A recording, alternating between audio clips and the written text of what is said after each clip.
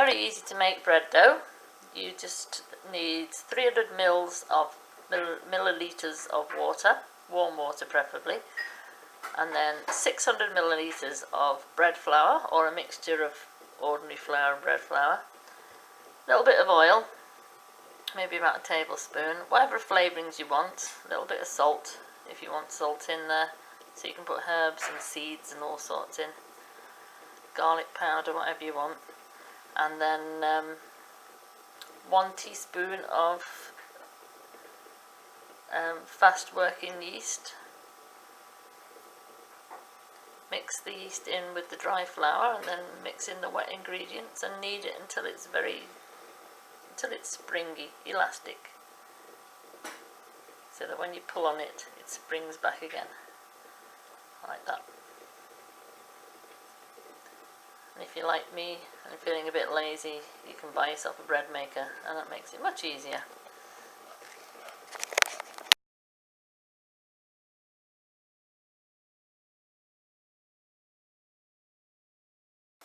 Well, I'm going to try and fix that mixer. Are you? I'm going to try and put my own engine in, Oh yeah. my own motor, some sort of variable resistor system. Yeah. You know, a washing machine.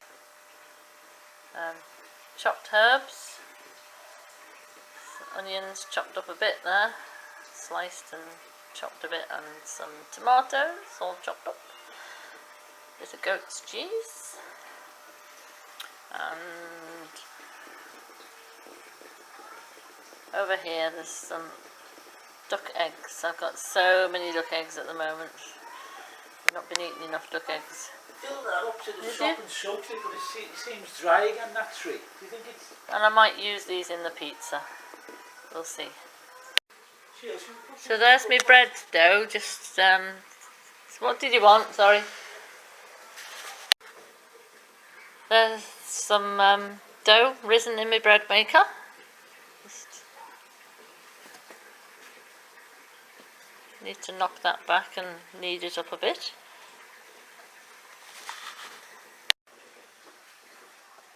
Plenty of flour. Okay, just gonna tip the dough out onto the flour there. Blop.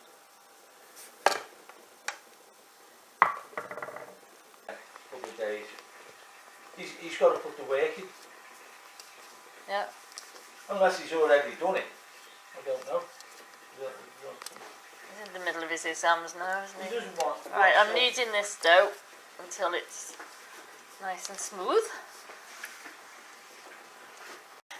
So what you do is, after you've mixed your dough and you've made it nice and elastic, you leave it in the bowl for about an hour, and it'll bubble up and rise up, and then you knock it back and knead it again. And I've split mine into 3 roughly equal pieces. Actually, that's a bit small and that's a bit big, but it doesn't matter. And what we'll do is roll that one out. We'll put those 2 to the side. We'll roll one out and cover it in stuff and shove it in the oven. Easy as that. You can press it down with your hands if you want, or you can use a rolling pin.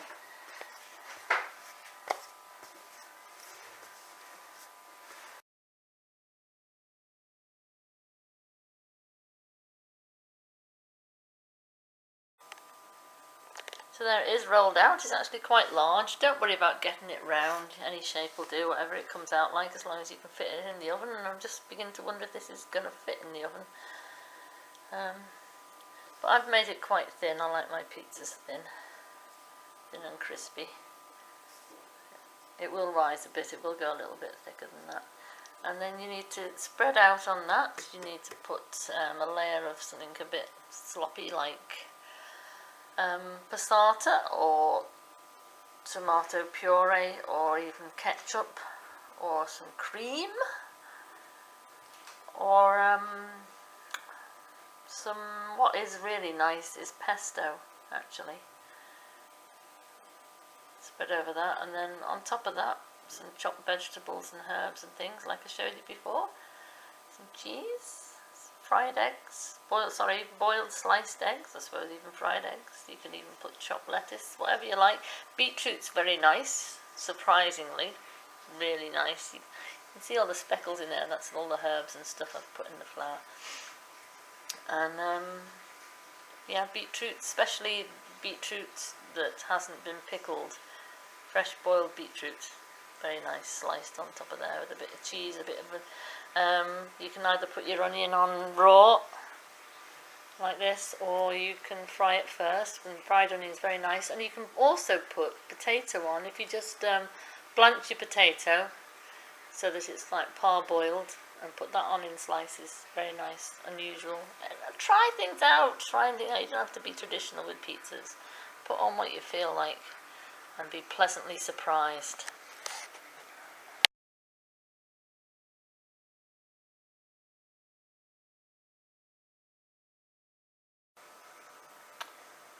Yep, this pizza's going to be trouble, because here's my little thing that I use for cooking pizzas on. Makes it nice and crispy underneath as well. You can put it on a baking tray, but I've got this like flexible thing, oven-proof mat. But it's going to be trouble because, as you can see, my pizza's a little bit too big for it. So I don't know. We'll just see how we go. We'll slip that on there first before I put the toppings on, I think. So I've used tomato ketchup because that's all I had handy, and some chopped herbs from the garden because it's spring now and they're all doing well. Bit of tomato, bit of onion, bit of goat's cheese, and I've got a boiled egg here. Duck egg. What's that on my finger? It's not muck, it's just herbs stuck in my thumb. Yeah, I'm going to slice that up and put that on. And then probably a bit of cheddar as well. I can't remember if I've got any or not. It's not going to be good enough for my other half, who said, "Ooh, pizza," he said. So I'm going to have to do him some fried bacon and egg to go with it, I think. And some chips, knowing him. Yeah, I had to trim the edge off this. I don't know what that's going to be like, but there's the leftover bits. I think I should really have divided it into 4, not 3. So there's the duck egg on it. It's a bit kind of squished because it was still hot when I sliced it. It doesn't have to be duck egg, of course, it's just that we keep duck, so we've got lots of duck egg.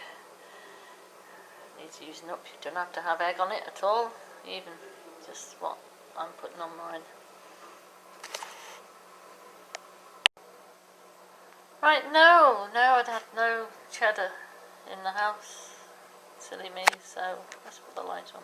That's better. So it's going to have to be just as it is. I'll put it in the oven, probably about gas mark 6. Won't take too long to cook. So I've made 2 pizzas, and I don't particularly feel like making a third, so I'm just going to, because I've run out of stuff on the chopping board, I don't want to, not in the mood for more chopping, so I'm going to turn this last piece of dough into some little buns.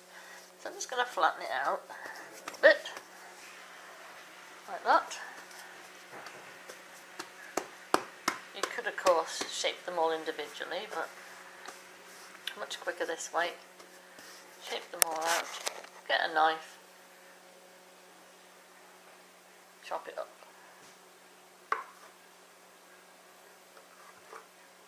Okay, chop that. Chop it into bun-sized bits of dough and put them on a baking sheet. And apparently, if you want to make them crusty, you put some, that's quite small, that one, you know, dinky little bun that will be. Put some water in the bottom of the oven, in a baking tray in the bottom, and apparently all the steam from that in the oven will make them nice and crusty. We'll see. So I'm going to put them on a baking tray, let them rise until they're about double, and then pop them in a hot oven with some water in the bottom. I actually find that flouring the baking tray is much more effective than greasing it.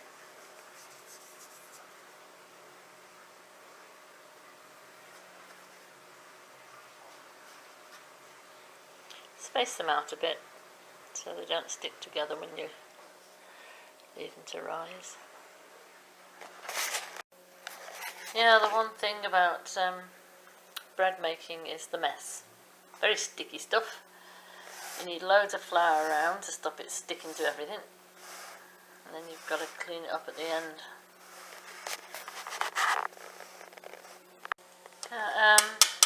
Metal palette knife, quite useful. There it is, done, all nice and sizzling pizza. There's the other one underneath there. Beautiful.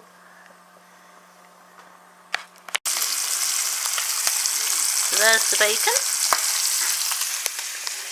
There's the nice crusty bun. There's the chips. There's the pizza.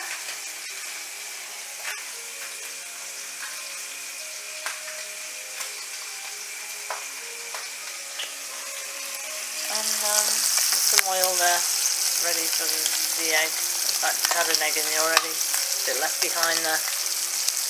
Hey, watch.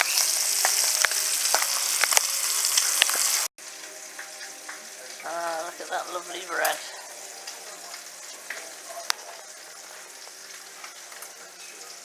Steaming hot.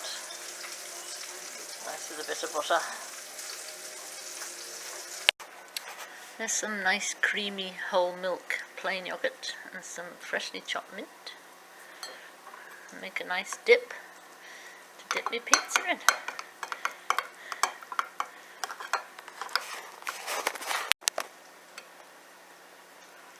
I'll probably add a bit of lemon juice to that as well.